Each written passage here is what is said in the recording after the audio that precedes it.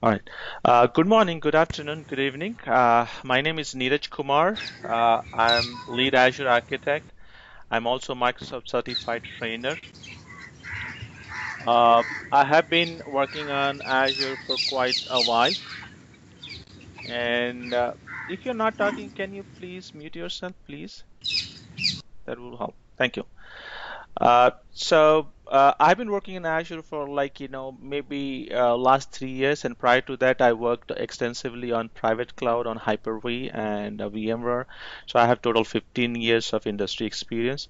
I work as cloud architect, and today, in Azure Talk, Azure Talk is a popular session that happens every week, and we have covered multiple topics on Azure in Azure Talk. Today, the topic is Azure Service Fabric. I will, cover Azure Service Fabric, and we will cover, this is the agenda that we have in Azure Service Fabric. We're going to talk about what is Azure Service Fabric, an overview, a layman overview, what it does, and what can be accomplished with Azure Service Fabric. Then we will also talk about microservice architecture. That's a new approach to develop application. We'll talk about that, about the segmentation of your application and microservice.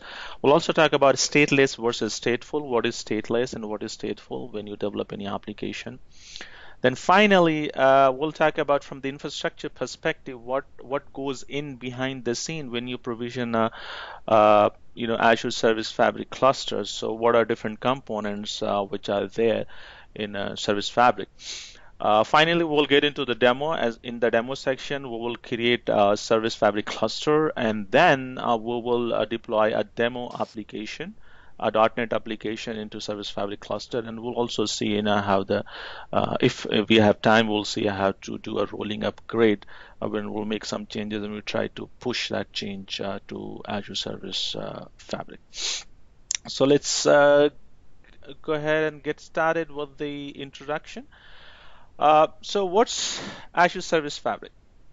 Now, many of you, would say, "Hey, this is a service offered from Microsoft in Azure," which is partially true.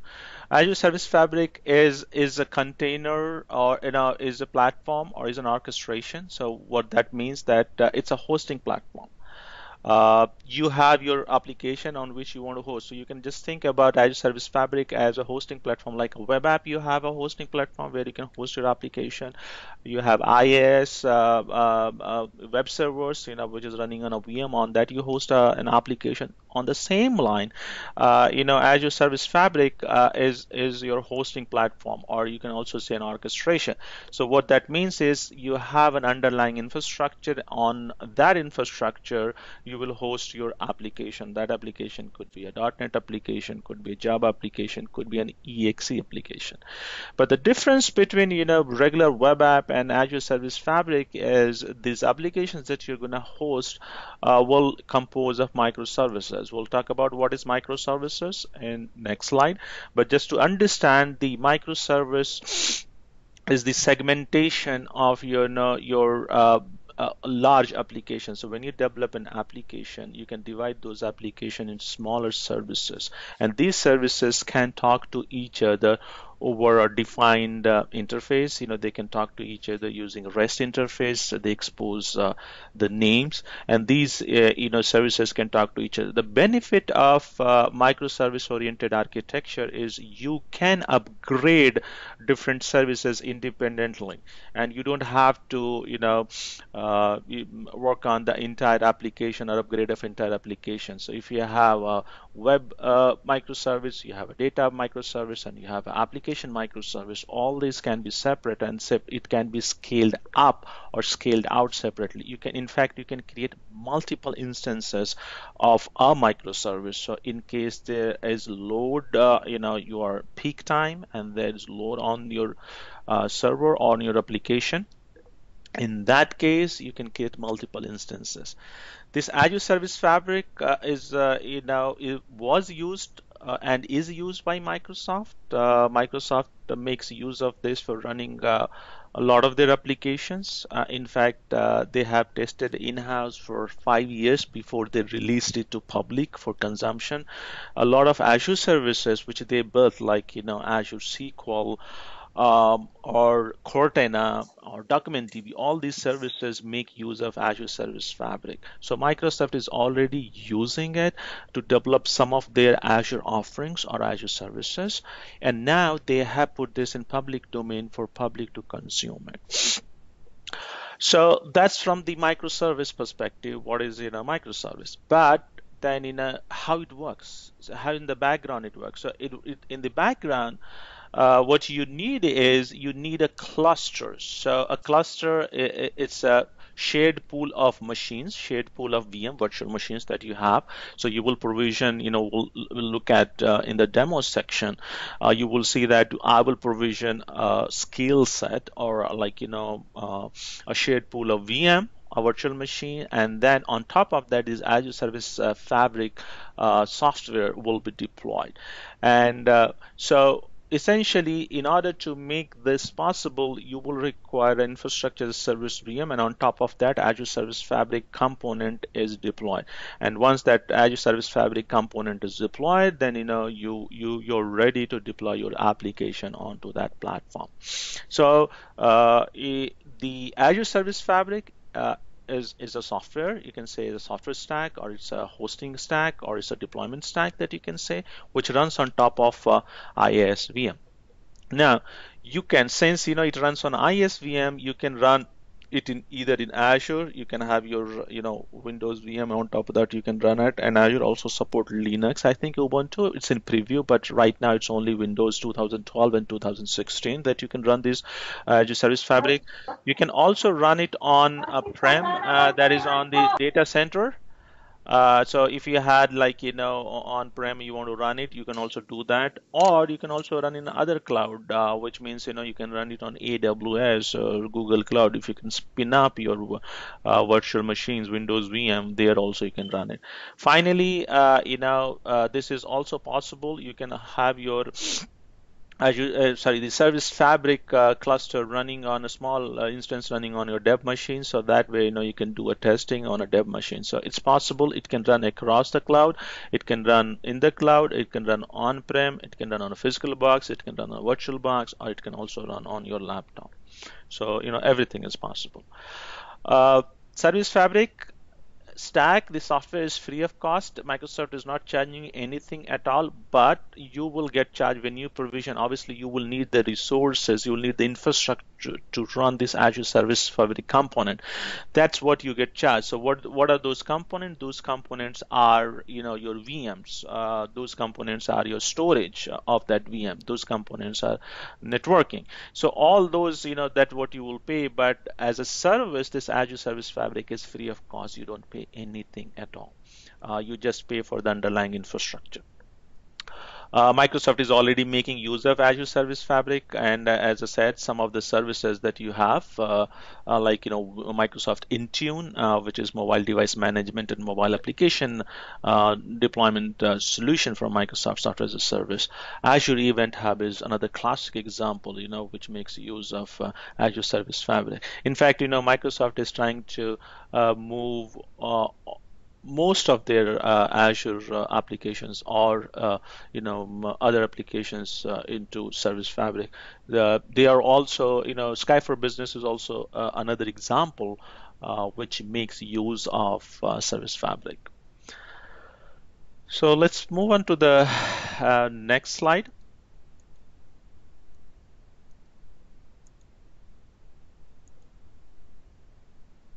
So I talked about microservice, what is microservice-oriented architecture and how it works. But, what makes it possible? So microservice, as I said, you have heard about services, right? So we have multiple services, and you use multiple services to compose an application. Now, what microservice gives you is you can build your application, and that application, is defined. It's a very small, segmented. It's micro segmented. This can be independently versioned. What that means, let's say if you have an application which consists of 10 microservices, and each microservice is on version 1. You can upgrade one microservice to version 2, and the rest other could be on version 1. That's also possible.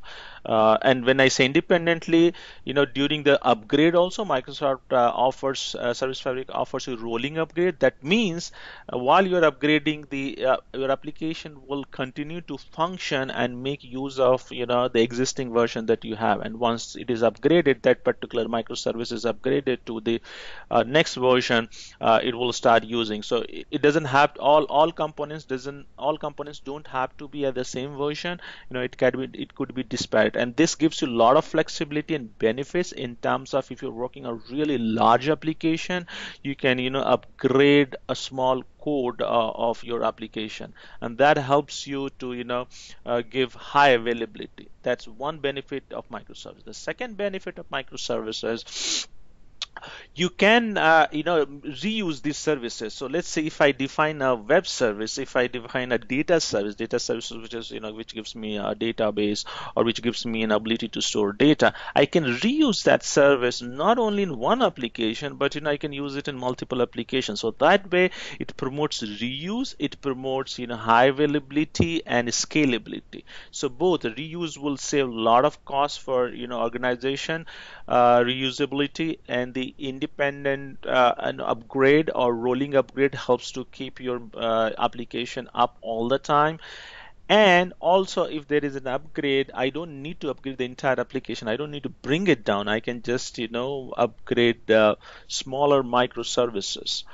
So that's the benefit of microservice architecture. And a lot of industry nowadays, industry is going towards this microservice approach. These are services can be deployed on a Service Fabric cluster, as I said, that's your underlying platform, or you can also build a Service Fabric cluster along with containers. So right now, Windows 2016 container is in preview, its support is in preview, but that soon will go into general availability. But that's also one of the possibility wherein you can deploy microservices as a part of container. So you can have a couple of microservices running under a container. That's also a possibility. What really defines microservices? So every microservice that you define, you will have a URL, and the URL starts with the fabric colon and slash. So it's like you have HTTP for your HTTP service. Similarly, since we are hosting this on Azure Service Fabric, so your URL for your application. So anytime, let's say one service wants to interact with another service, they will make use of this URL fabric colon and then slash, and your application name and in your service. So multiple service, you use multiple service to create one application. So an application is a template of defined services. So services is where you write the codes. So every service consists of service is the lowest level of component that you will define, and that service will have code, that will have state, and it will also have config. So we'll go much deeper into the what goes into every services. So that's the definition of the microservice, and that's how you refer a microservice. And we will see this, when we deploy a microservice, when we'll deploy an application, we will see that on Service Fabric Explorer. That's a you can say admin console to manage your Service Fabric deployment that you will do in Azure, and from there you will see all this, that you will have an application. Within that you will have your services, and within the services you will have your codes and data that you have, or the states that you have. Another the benefit is obviously I have so many microservices, how they interact. So they interact using a REST-based protocol. So these they can exchange data, they can communicate with each other, and one microservice can invoke another microservices, or they can interact with it, and they can request the services from other microservices using REST protocol. So they have a defined protocol, and using that they can interact with each and every microservice exposes an interface, an entry point into that service by which you can call that service and request data or request any kind of metadata that you're requesting. Microservice can be written in any language and framework. Like some of the example is you can write it in Node.js, .NET is also there, or Java, or even exe executable also. That is for the legacy applications. You can bring in as is. That's what you can do. So that's from the microservice perspective. Now, further, microservice can be categorized into two kind of microservice. One is stateless, one is stateful. So what do you mean by state? So before even we get into stateless versus stateful, we have to understand what is state. So state is, when you create an application, when you deploy an application, every application has a set of protocols, right? And then it also generates a data. So for example, if I log into a website, and then on a website, it's an e-commerce website, and if I add some product that I'm buying, and that product information about that user, or if I set a background of that website, I want dark color, or I want a light color, or any theme on that website, that information about that particular session or about that user preference is a classic example of state. So that is where I will have my information wherein one application maintains its own contextual data. So that state, if we have application which requires a state to be maintained, in that case it is called stateful. And the data, in that case, what happens, the actual data and the compute both are co-located.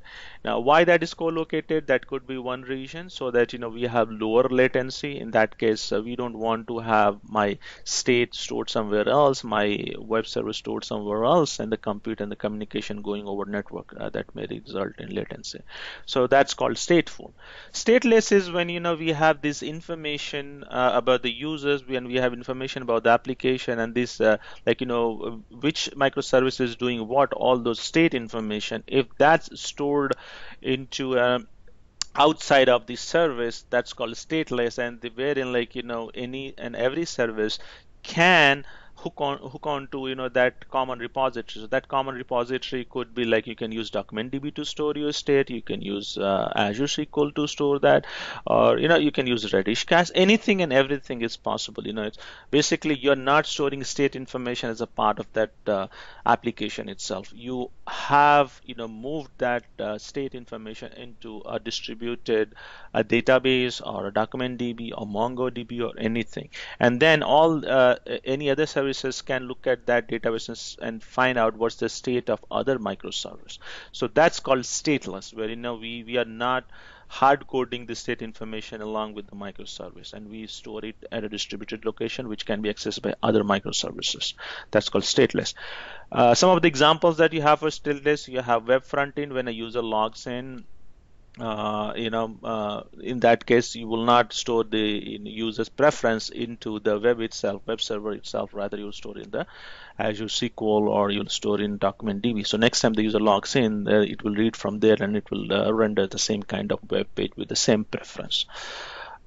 So that's a very classic example of stateless, or e-commerce website. That's also stateless. They don't store information about your preference onto the web server itself. They store it in a database. Stateful is where your data and compute, as I said, has to be co-located for reducing latency. So that's when you will use stateful. Some of the examples database that you have, create any database that you will have, that is a stateful application, a stateful microservice, or shopping cart that you have, that's also stateful, because that could be stateful and stateless depending on how you implement it. But these are some of the examples of stateless and stateful. So moving on to the next one. Any question on microservice architecture? What is stateless? What is stateful? Hey, Neeraj, it's me, Ranjit. I have a question. Yeah. Okay, this is related to the compute, which we discussed in the previous slide. So as you mentioned, this would be I believe we discussed this earlier as well. Just for the clarity, I'm asking. Mhm. This is running on a physical server, or this is running on a virtual machine, You can, virtual and inside the virtual. yeah, so you can run it on a physical server, you can run it on a virtual server, you can run it on a virtual server running container.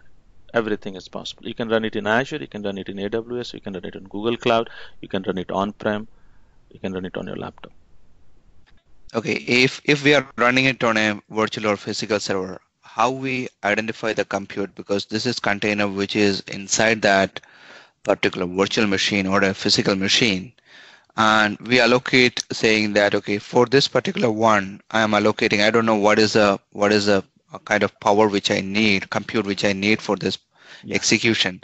So initially I provided something like for the physical server or the hosting server, I provided 20 GB of RAM or 100 GB of drive or something like that. I'm just giving a random number, but my cloud service or my Azure Service Fabric is going to use a lot of compute. So there would be a scarcity which I'm going to hit with respect to the compute power. So how do I identify that, and how do I randomly increase with respect to the So uh, yeah, request? so Azure Service Fabric, in Azure, will handle that, and that's a good question. So Microsoft lets you define kind of node types that you will build in as a part of microservice. So you can have a compute intensive, service fabric node type. You can have memory intensive. You can have storage intensive. So Microsoft lets you choose those three, and we will see that in the demo. So that's probably it will make things clear for you. So you can decide, and it also has auto scaling. You can set that. So if server is reaching utilization, it can spun up another instance for you, and it's dynamically scaled out and scale in. So that will take care. The Azure Service Fabric itself will take care of the fault tolerance for you. Okay, so it will spin up the VM and it will host the Service Fabric on that one, right? That's what Yes, you meant yes, to say. yes. Okay, thank you.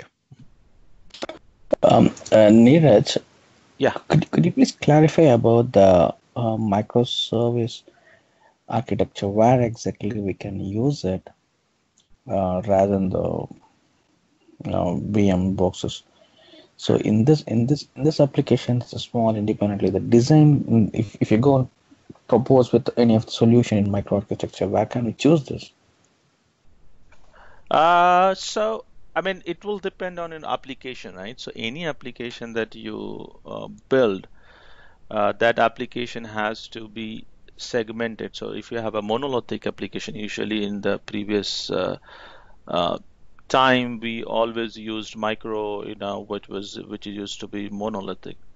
So that monolithic application has to be evaluated and further segmented. So you may have to, segment into 10 different microservices. So that has to be, every application has to be analyzed, and a strategy or map of microservice has to be developed first before you can start developing any application. So typically you will have your application, and that application will be in monolithic application that we have, right? So you will have to do that exercise of understanding existing application if you already have, and how many microservices you would define, and you will have to develop that model level, or maybe I call it application architecture, and that sometimes it's also called data flow diagram. You'll have to develop that, how models will interact with each other and what kind of data will be exposed. Those all have to be done at the application level. A map of microservices have to be developed for each application. Your application may require 10 microservices. Nirupali. Sorry, can you hear me? Your voice is breaking. Oh, is it better now? Yeah, it Yeah, is. yeah, It is now it's better better. now. Okay, sorry. And can you see my screen? Yes. Okay. Yeah, the PowerPoint crashed. So I was answering Uday's question, how do we define the microservice? So it will depend on an application, Uday, and you have to do an analysis and come up with a microservice map or for your application. Neeraj, we are unable to hear you. Sorry. Okay, let me join back. Still the voice is breaking.